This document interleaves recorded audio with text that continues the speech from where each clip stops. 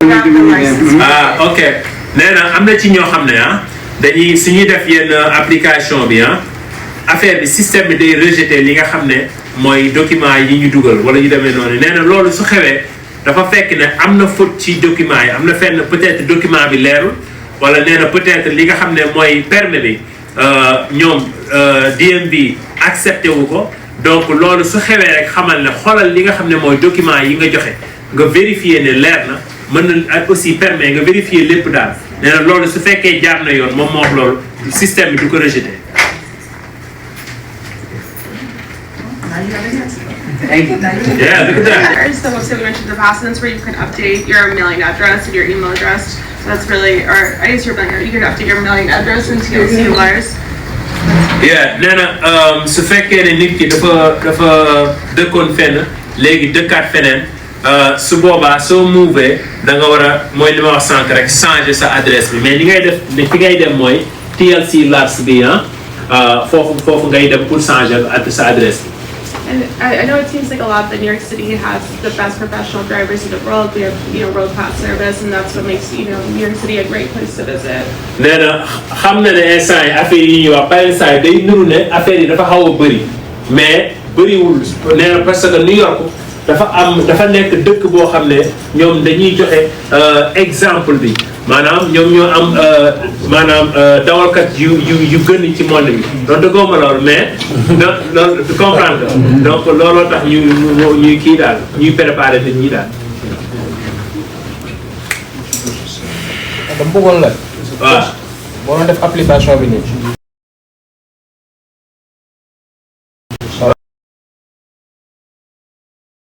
ma nga am adresse bi ci licence alors que dëkkuloo foofu noonu. ok. soit ndax adresse bi ci licence bi moom ngay dugal wala fi nga dëkk boobu ngay dugal. He's asking if he was to do the application, does he put in the address that is on the driver license, or is he able to put in another address elsewhere that he resides? It should be his mailing address. nee na fi nga xam ne moom ngay jotee mel. maanaam moom loolu la wala doon. I have a question. Yeah. Sure. All right. First of all, my name is Siddiqui Danza. I'm the chairman of the African Ambassador Council of the Bronx Bar Person Office. So it's a pleasure to be here, and thank you for coming. We really do appreciate it. So I got a comment and a question. My first comment is that there's a lot of young people sitting here. Try to join TSC Police. Don't think about becoming a job alone. Join the city. Wait, why don't you come over here? And we are hiring, so there you go. I guess you guys, when it's your turn, you can kind of do a mini enforcement. So again, I'm Siddiqui Dunzo, the chairperson of the African Ambassador Council of Bronx Bar Person Office. Let me translate for you. So Siddiqui moom dafa nekk ci Bronx Borough President office bi. Donc moom daf leen di jox yenn situation yoo xam ne ñun sa xalaat I didn't even think about that donc ñu bàyyi ko xel parce que li ñuy wax lu important la. So I want to encourage all the young people. That's the common aspect of my conversation. So join TSC Police, join the administrations. There's applications there you can go and fill in. Don't just think about becoming a job alone and take advantage of that opportunity. nee na beneen chose moom bu mu bëgg sunu mbokk yi bañ a rek def li nga xam ne mooy dawal taxi yu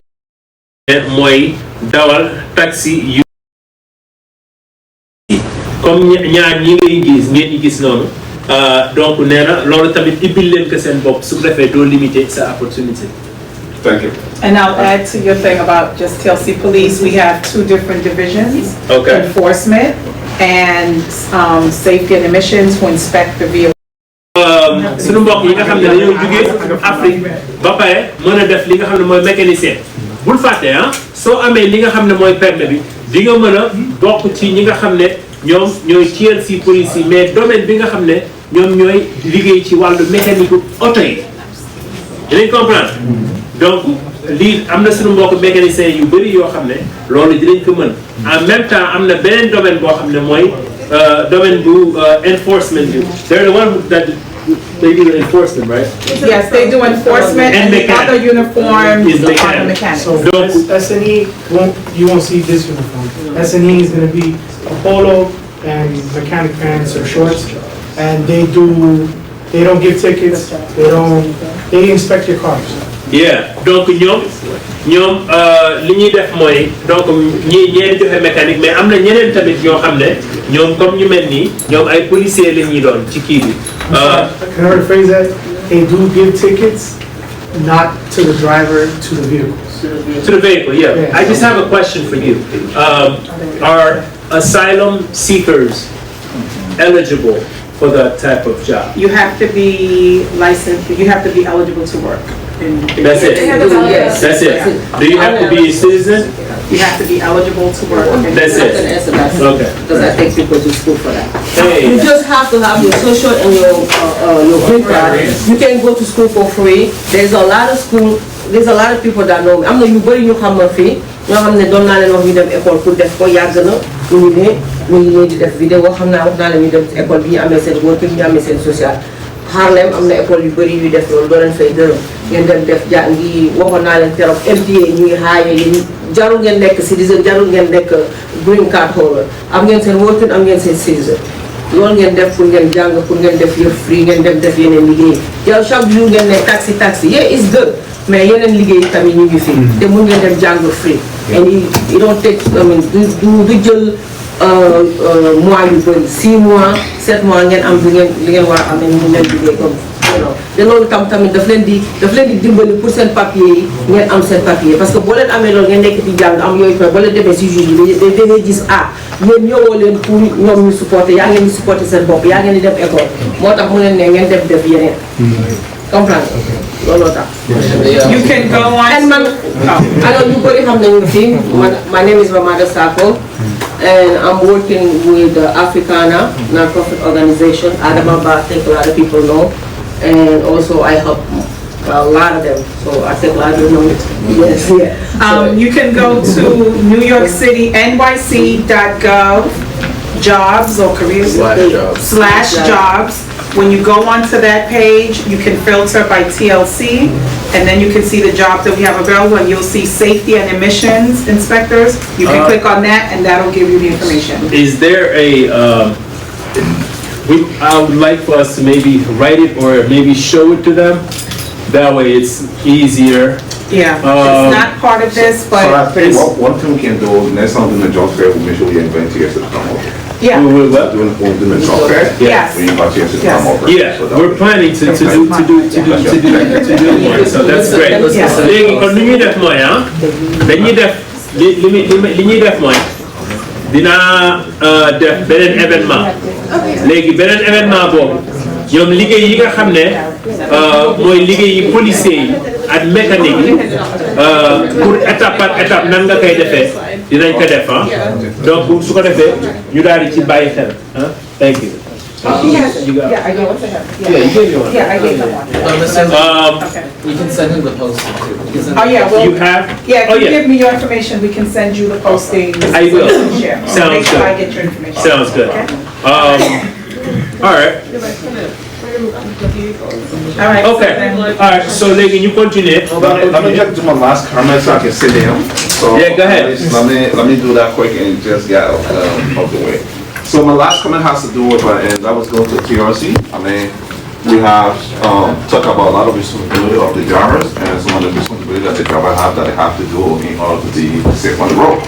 But a couple of days ago, I think on the 12th of Monday, I received a call of a yellow cab driver, 27 years old guy, got shot by a 77-year-old man right on Mason Avenue, and he's right upstairs. Sorry. Journée yi passé dafa jot benn appel boo xam ne kenn moo daal di dóor ay bal ki nga ku am 77 ans 77 years old 77 years old. 77 ans koo xam ne dafa daal di dóor ay bal to a taxi driver A taxi driver. benn ki nga xam ne mooy chauffeur. So my issue now is that we have spoke about driver responsibility, is there any mechanism that being put in place for driver safety? We'll have the enforcement officers will address some safety concerns. So thank you for having me. I appreciate it. Thank you so much. Thank you. Information as well. Absolutely. Yeah.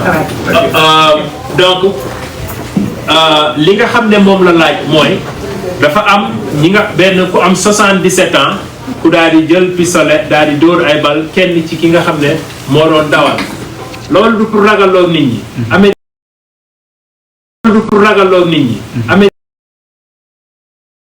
pour ragaloo nit ñi Amérique moom loolu mën na xew fépp et li nga xam ne moom la laaj mooy est-ce que am na ay matuwaay yoo xam ne ñoom am nañ ko pour protéger ñi nga xam ne ñooy dawal taxi so nee na am na ñi nga xam ne ñooy policiers yi dinañ répondre loolu ci lu yàggul. Continue.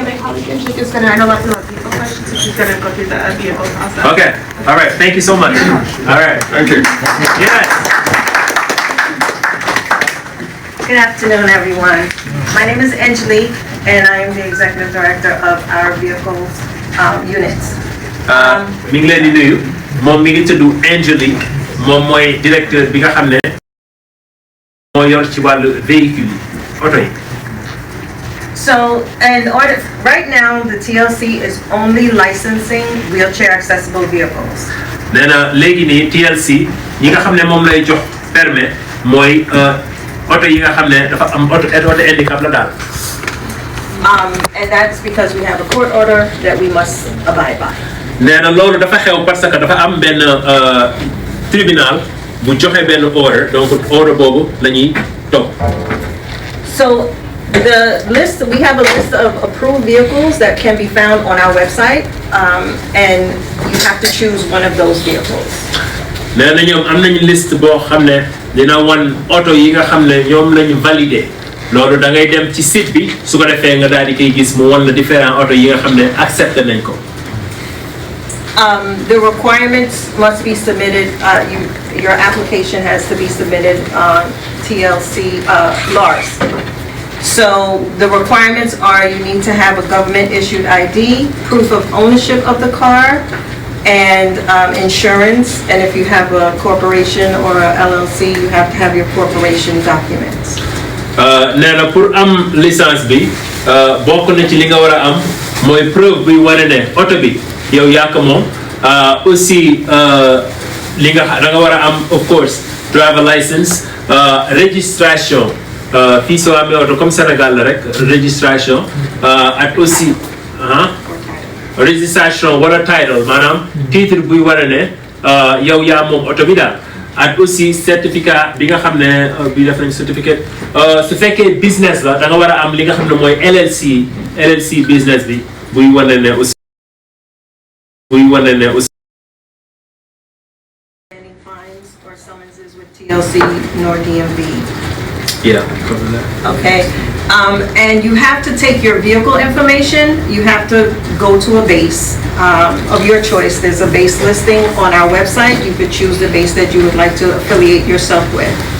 Amadou, please make sure the patch you just mentioned, because we've gotten calls about that. Yeah. If you apply and you already have a fine, you have to pay.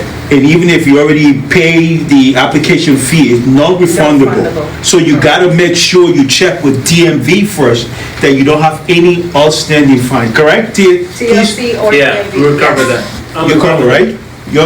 You're say that again so people get that clear, because Yeah. I know some folks who actually reach out to our office to ask if they can get consideration because they didn't know that they had a DMV, fines, outstanding fines with DMV. They went, they paid the application fee for TLC, and then TLC said, nope, you're not taking the test because you have this fine and we're not giving your money back.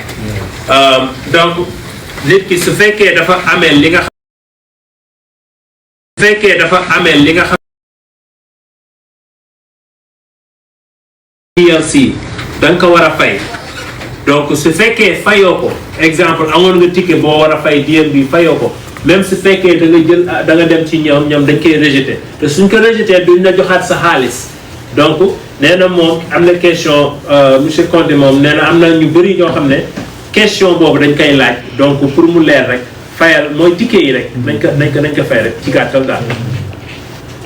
So once you have a base, you have to take your VIN information to the base, and they will let TLC know that you're applying. And once we have that information, then you could go on to LARS and submit your application. You said once you have a base, what is base? A base is whether it's Uber, Lyft, or any other community car service, luxury base, or black car base. You have to go to them first. Okay. They have to accept you. Okay. And you give them your vehicle information. Yeah. They have to send TLC a notice, which is the affirmation, letting us know that they want you to work with them. Okay. Because all vehicles have to be affiliated to a base in order to work within the city of New York. Okay. Su fekkee da nga am base maanaam bërëb bi nga xam ne moom ngay liggéeyee comme exemple su fekkee Uber la wala Lyft base boobu soo demee ci ñoom ba pare fekk fay nga say ticket yooyu base boobu dina contacter li nga xam ne mooy TLC ne ko diwkat dafa bëgg liggéey ak yi nga xam ne mooy yéen mais nee na da li ci njëkk mooy nga am base. The application fee varies between $0 and $875. If you are a wheelchair accessible vehicle, which right now that's all we're taking, your application fee will be just the inspection fee of $75. If you have, if your vehicle is registered outside of New York, New Jersey, Connecticut, Pennsylvania with livery plates, for higher plates, then you have to pay an additional $800, which is a commercial motor vehicles tax. That's if it's outside. That's if it's outside. Su fekkee ne da nga sa oto dafa jóge feneen budul New York yaa ngi il faut nga fay $800 plus the $75. Plus $75. Mais su fekkee sa oto fii la New York kese la su boobaa $75 rek ngay fay. So if it's New York, it's just $75. Su fekkee oto bi New York la su boobaa $75 rek ngay fay. $75 rek ngay fay. handicapé auto handicapé waaw. Parce que ñoom auto handicapé rek la ñuy joxe licence instant yi. Which is our place that starts with a T and ends with a C. Donc nee na requirement maanaam ñi nga xam ne moom lañ laaj pour am ko nit ki dafa war a am maanaam aussi notify repeat the last part. So once it's accepted, TLC will notify them via email. Okay, su fekk ba suñu jotee li nga xam ne mooy base bi nga jot sa application yëpp su oto yeeg lépp su fekkee accepté nañ ko ñoom dinañ leen notifier par email. With a letter to go to their local DMV office to get TLC plates. Email bi dina ànd ak lettre boo xam ne daf lay wax nga dem DMV bi nga xam ne moo la gën a jege su ko defee nga jël sa plaque. So all the requirements must be submitted within 90 days of the application. Nee na 45. I'm sorry, 45 days. Within 45. 45 days. Within 45. Amadou, come for a second. Can you do the translation? Application bi yooyu yëpp da nga ko war a def nga def ko 90 jours ci bés bi nga xam ne moom mu commencé kii bi application. Amadou is gonna continue. Once you've gotten the letter and you go to DMV and you obtain your plates, you're going to come back, log onto TLC Up using your credentials that Rebecca told you not to share earlier. You're going to use those credentials to update TLC with your plate information. nee na boo defee loolu ba pare après da ngay nga def application bi pare da ngay ñëwaat encore ngeen bi nga indiwaat application bi ñu la jox am na benn code bi ñu la jox code boobu boo ñëwee da ngay def ko ci affaire bi comme ça nga bañ a share code boobu noonu quoi mooy code personnel bi ñu la daan wax sànq. Once you updated us with the information, we're going to complete your application by updating our systems with your new plate number. You're going to get another email for you to go to our Woodside facilities to get the vehicle inspected. Once you pass the inspection, the TLC inspectors will affix a decal, so blue circle, on your windows, and you'll be ready to work. loolu ba pare auto bi da nga koy indi après ñu inspecté ko xool ndax auto bi amul benn problème après boo defee li ngay def ba pare application bi ñoom dañ koy def mise à jour ñu dugal sa license plate bi nga am ñu dugal ko si système bi quoi après bu ñu inspecté voiture bi fekk auto bi amul benn problème bu boobaa mun nga commencé liggéey ko.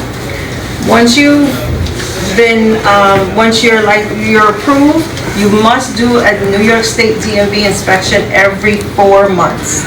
Outside of TLC, you would go to, your local inspection facility and inspect the car every 4 months.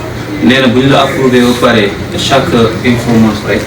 chaque 4 mois da ngay def inspection loolu jotewul dara ak TLC loolu série bi moo ko demandé pour nga def ko ñu xam ne oto bi mu ngi si anam yu baax quoi. So you've had your license for 2 years, and now it's time for you to renew. So once you're going to renew, if you have, when you apply now,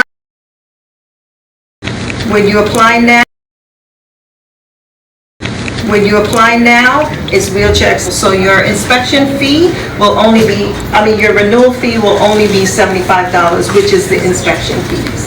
You won't be required to make the $550 renewal payment. You'll only be paying the inspection fee of $75. ok nee na licence bi chaque 2 ans lañ koy renouveler quoi léegi boo renouveler licence bi $75 ngay fay quoi doo fayaat 500 bi nga fayoon 75 mooy 75 bi ngay fay pour ngay def inspection auto bi en même temps quoi.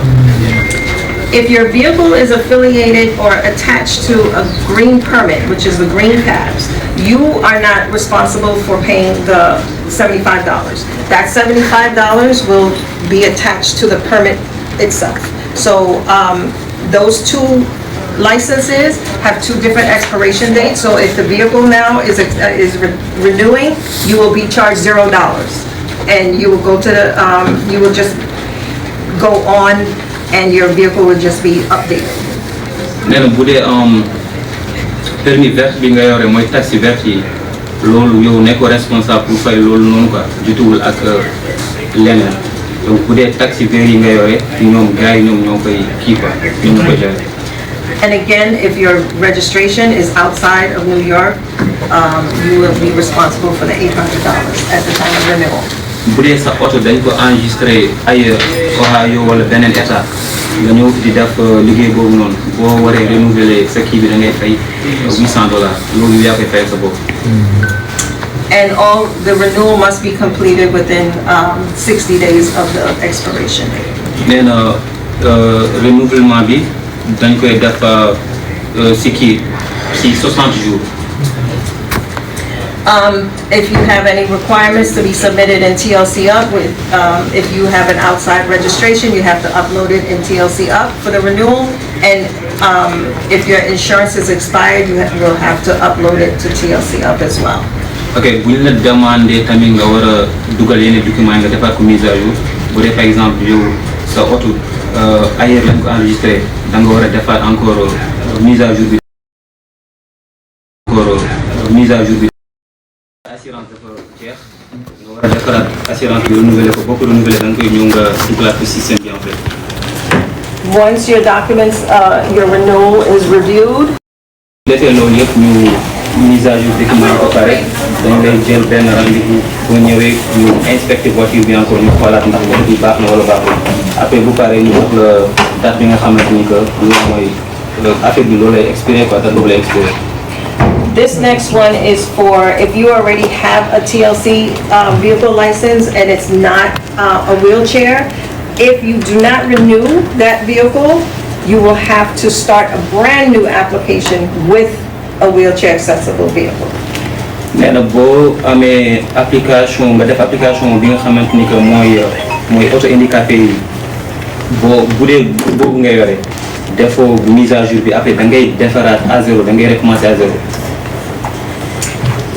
If your vehicle is affiliated to an SHL permit, that permit expires every 3 years, and the vehicle license expires every 2 years. So you have to be, you have to pay attention to your renewal dates, your expiration dates for both.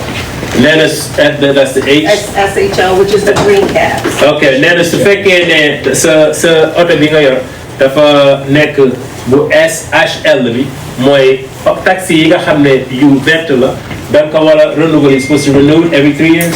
Da nga ko war a renouveler chaque 3 ans. Da nga ko war a renouveler mais oto bi chaque 2 ans. What's the difference in the SHL and FHD? So the SHL is a permit, which is the green cat permit. Okay. And that is separate license from the FHB, which is the vehicle license. Okay. Permis dañoo différent. Permis bi nga xam ne mooy bu vert bi mooy SHL boobu mooy sa permis personnel bi bokkul ak bi nga xam ne mooy oto bi. Permis boobu da nga ko war a renouveler chaque 3 ans. Right? Léegi oto bi tamit dafa am permis mooy FHV boobu da nga ko war a renouveler chaque 2 ans. Right? Okay. So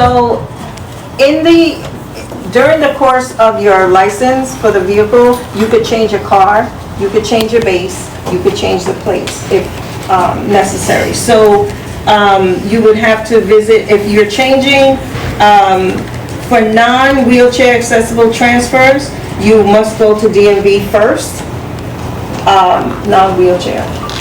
You must go to DMV first and complete the transfer. Once you've completed the transfer, then you will go log on to TLC Up and submit a request for a vehicle transfer. Okay, you have to go to TLC first? You have to go to DMV first. DMV first, right? And do the transfer at DMV, get a new registration. Right. And then log into TLC Up with the new vehicle information. Okay. And then after that, TLC will review that. We will review that. And give you, send you with the inspection and a link to Lars to make the payment for the transfer. Nana, sooy dawal ak TLC mën nga def li nga xam ne mooy changement auto aussi base bi nga xam ne moom ngay liggéeyal mu di Uber wala fenn loolu tamit mën nga ko changer mais soo koy changer li ngay def da ngay dem DMV soo demee ñoom ñu daal di def yenn changement bi su loolu weesoo nga daal di dem fi nga xam ne mooy TLC app. So the TLC app, you upload the information? You're just typing in the new information. There's no upload at this time. Après, so the TLC app information, you got the DLC DMV mom la jox nga daal di kay tapé fofu. Right? Learn. The fees are $25 for the vehicle transfer, and if the mileage is over 500 miles, then it's an additional $75. Now, pour def transfert bobu pour auto bi $25 la. Ouais, aussi su fekkee auto bi dafa passer plus de 500 miles inspection bi mi ngi nekk $75.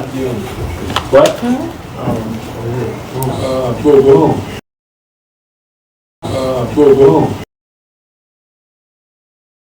What's that? He's on the phone. Oh, okay. Okay, so I'm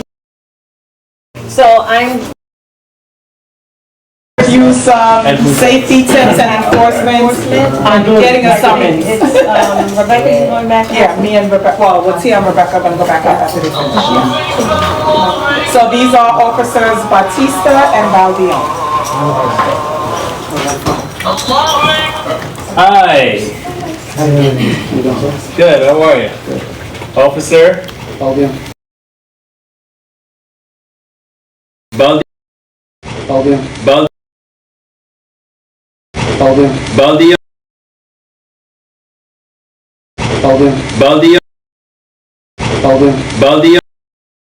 Baax pour wàllu liggéey boobu ñu doon wax pour su ko def kon commencé na sànq Siriki mi ngi naan pour ñu daal di def li nga xam ne bañ a dawal li nga xam ne mooy taxi rek daal di def li nga xam ne mooy nit ñi tamit nekk def mécanique bi ak aussi nekk ay officier police officiers. I'm saying what you were saying earlier, the police nekk police officier donc ñoom dinañu ko expliquer. So we're TLC officers, we're also peace officers by state. So we have the right to pull over cars. Specifically, our enforcement is TCs like taxis, yellows, green cabs, Ubers, Lyfts. We do have arresting powers. We don't want to arrest nobody. What we do is basically enforce the law on the streets. We just make sure that everybody is safe, make sure that drivers, are stopping at stop signs, red lights, following the rules that everyone's, safe, especially pedestrians, passengers, and obviously the drivers. That's the most important. Question. Yes. What is peace officer? So peace officer is a order down, right? So the red light, if they break it, right? If they break the red light. Any VTL or any rule that any normal driver fails on, we enforce it for drivers. You guys are held up to a little bit of a higher standard because you drive the public. So, and let me just say something. We don't always just stop you to give you a ticket. I'm putting that out straight from the beginning. If a TLC officer is pulling you over, it's not always because you did something wrong. It could also be something with the car, there's an emergency. There's multiple reasons. I've stopped yellows, Ubers all the time. Sometimes I have a situation with another driver and I need a driver to take the passenger. Du chaque fois dañ leen di arrêté rek pour di jox ticket nee na du loolu penn saa yi mën na am benn urgence bu xew wala penn saa yi mën na am ci problème mu oto bi ngay dawal wala dara penn saa yi mën na doon tamit dafa am lu xew ci feneen ñoom ñu bëgg nga jël passager bi yóbbu ko donc nee na du chaque fois rek du affaire ticket kese quoi mu leer. It does say on the bottom that I have the authority to give you tickets and arrest you. It's not always about a ticket. It's not always about taking you to jail. nee na donte wax na fii ñoom am nañ droit li nga xam ne mooy jël nit ki daal di koy arrêté mais nee na lépp du ci loolu nee na ñoom seen objectif du jël nit ki jox ko ticket chaque fois wala arrêté nit ki. You get the next slide. So, for instance, if I am behind you and I'm pulling you over, the best thing to do is turn on your hazards. Obviously, listen for my directions. Best thing is, if you find a spot that you can pull over safely, pull over to the side. The less movement you make inside the car, the better. My suggestion, always leave your seatbelt on, don't take it off. And just wait for me to come to you. I will always come, introduce myself, introduce my partner, and from there on, just follow directions, and from there, anything you gotta ask me, I will let you always speak. But first, let the officer get what he needs, and we'll continue from there. nee na ñoom suñu la arrêté maanaam su fekkee da ngay dawal ñu ne la ok demal ci côté bi ñu xaar ñu wax ak yow su boobaa li mu suggéré nga def mooy nga sa lampe danger mooy ñaari lampe yi signalé nga daal di koy taal après aussi nga wax li nga xam ne mooy officier bi dañ ko loolu nga xool fi nga xam ne maanaam soo fa amul danger soo fa gaaree nga daal di gaare après aussi nga taal lampe yi nga xam ne mooy sa lampe oto ci biir nee na moom lu muy suggéré aussi mooy nga bañ a dindi li nga xam ne mooy sa seat belt sa ceinture aussi nga daal di nee na lu ci topp aussi mooy nga daal di fay li nga xam ne mooy oto bi après information yi nga xam ne mooy information oto bi nga daal di koy préparer génn mais aussi lii war naa ko wax parce que lii lu xaw a différent la mooy ñoom ñëpp waaye wax sax ku képp kuñ ci arrêté essayer minimiser li ngay sa lu bëri comprendre lu bëri comprendre donc lu gën leen na moom nga comprendre su ko defee moom su ñëwee dina la wax moom lan la soxla. I'm telling them to minimize the amount of movement. And like I said, we're never there to harm you. Never. It's always safety, safety, safety. And it's not always about a ticket. It could be something, like I said, wrong with the car, not you. So don't get nervous, don't get worried, and don't start getting upset when you don't really know the situation. Just wait till I get there, wait till my partner gets there, we'll explain it to you. Like I said, it's not always about a summons. nee na bul maanaam bul jiital sa xel rek foog ne commencé mer wala commencé kii yenn affaire yoo xam ne jar ko nee na mën nga def ndànk rek suñu la arrêté foofu suñu la taxawalee su ko defee ñoom suñu ñëwee ñoom ñu def seen i liggéey mais su ko defee ñu daal di éviter yenn comportement yi daal ci dal. So just to add to something he said, so usually like when the car stops, when we start the car stop, so we turn on the lights, and then we'll pull you over to the right. Usually remember, we're all in different sectors. So let's just say for example, some of us might be on 3, 7, and 2. A whole bunch of other officers are on 42nd and Lex. Sometimes we stop you twice. Yeah. So you're like, all right, I want to go to the other side. You know, there's TLCs over there, so I want to work calmly. So just understand first and foremost, when we ask you first for your TLC license, your driver's license registration, we introduce ourselves first. So then how we build a safety net with you is that we introduce ourselves first. Then when we get your stuff, we know who you are. And let's say, for instance, we just pull you over because your tail light is out. So we check the registration, we see it's not you, there's an owner. You're not the owner. You're not gonna get the summons. So we probably will write a summons so you can get that fixed. But if you do that in 24 hours. This is just an advice from me. nee na lii kii la li muy leen di baaxee la. Everybody here has a driver's license, right? Est-ce que fii ñun ñëpp am na permis de conduire? Well, getting driver's license, right? Yeah. All right. The ones that have driver's license, when was the last time you checked your driver's license? ñi nga xam ne am nañ permis de conduire kañ la mujj nga daal di xool sa permis de conduire? You live off your driver's license, right? What do you mean? When was the last? What do you So what I'm trying to say is to prevent situations that happen a lot of times with drivers.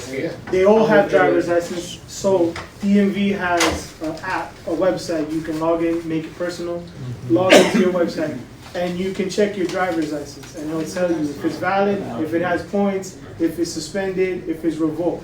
Oh, I see. So my situation, my suggestion to all, I live off my driver's license. Right now, if my driver's license is suspended, I get suspended. I can't work.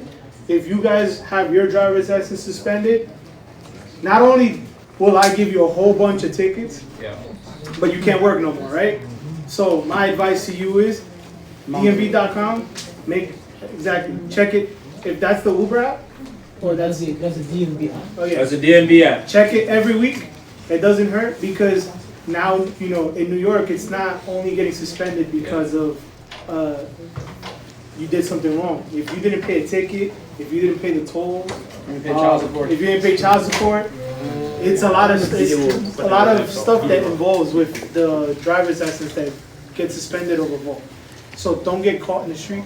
Don't get a ticket for no reason. bii lu important la parce que am na suñu mbokk yu bëri yoo xam ne newuñu fi te lii war nañ ko xam moo di moom lu mu wax mooy driver license bi am na benn application li Amadou jël ko am na benn application pour yéen ñiy dawal application boobu mi ngi nekk ci TLC dina la permettre nga dugal sa information driver license sa information permis dina la wax su fekkee dañoo suspendre sa permis wala su fekkee sa permis dafa am ay points yu ñuy dindi wala su fekkee am na loo xam ne war nga ko gérer loolu lu tax mu baax daf lay permettre pour ñoom suñ la arrêté duñ la jox li nga xam ne mooy ticket mais nee na su fekkee sa permis dañ ko suspendre su boobaa problème lay andi donc application boobu yéen ñi nga xam ne da ngeen bëgg a dawal li nga xam ne mooy yellow cab taxi jaune yi ci New York yéen ñëpp war ngeen ko am. application bi fu mu nekk. Where is the TLC? Where is it? No, to check your driver's license, Yeah. you go to mydmv.com. Okay. And on mydmv.com, you're gonna. It's all your personal information. Like they say, never share that information with anybody. Just log in. It's gonna tell you. Matter of fact, it's gonna tell you your driver and if you own the car. It'll tell you both status. If it's driver's license valid, any points, and same thing for your registration. Do you have to create an account? Yes, you make an account on dmv.com. Yes. Donc nee na loolu mi ngi nekk li ñuy woowee mydmv.com maanaam mydmv.com donc soo duggee foofu sa profil di nga mën a xool foofu est-ce que yow da nga am yenn problème yi si sa licence si sa permis de conduire. I think he come to that question.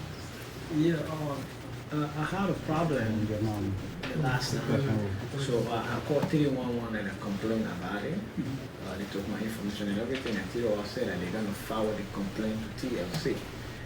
But when I called, when 311 sent me an email to call TLC about a complaint. When I called TLC about a follow-up, the complaint was not addressed, and the complaint was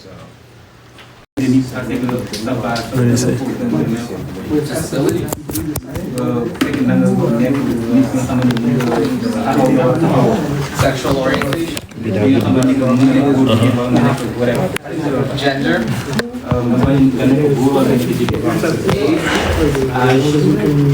immigration status. yeah léegi gars yi donc nii la ñuy def daal lu ñuy def mooy pour suñu mbokk yi nga xam ne dañoo bëgg liggéey donc pour suñu mbokk yi ni ngeen def mooy topp leen page bi sama page bi dinaa def live su ko defee ñu gën cee wax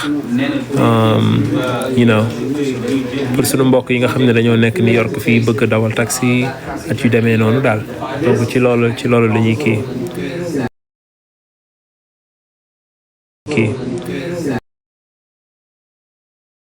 tabla donc mooy numéro WhatsApp bi mooy plus 221 76 264 61 00 yéen bind leen ko ci commentaire su ko defee ñeneen ñi gis ko plus 221 76 264 61 00 loolu mooy numéro fondation bi Amadou Ly fondation léegi ngeen bàyyi ñu fa vocal après dañ lay yónnee nañ la yónnee nga mën a bokk ci li nga xam ne mooy kii bi mooy fondation bi donc noonu la plus 221 ok Mame Bara Dia merci beaucoup plus 221 yeah noonu la ni nga bindee kii bi noonu la business comment numéro bi mi ngi noonu léegi foofu ngeen di adhéré su ko defee ñu kii daal ñu daal di kii nu mu tuddati sax ñu daal leen di def dinañ def beneen salon d'emploi bii pour yi nga xam ne mooy sunu mbokk yu bëgg a dawal taxi la at nekk policier TLC mais dinañ def yeneen salon d'emploi yoo xam ne tamit boobu pour yéen lay doon tamit pour sunu mbokk yi mais di leen delloo ziar bu baax a baax sama téléphone bi nag dafa xaw a déchargé même sama chargeur kii bi secours bi tamit dafa xaw a déchargé mais beneen yoon dinañ gën a préparé di jégalu bu baax jaajëf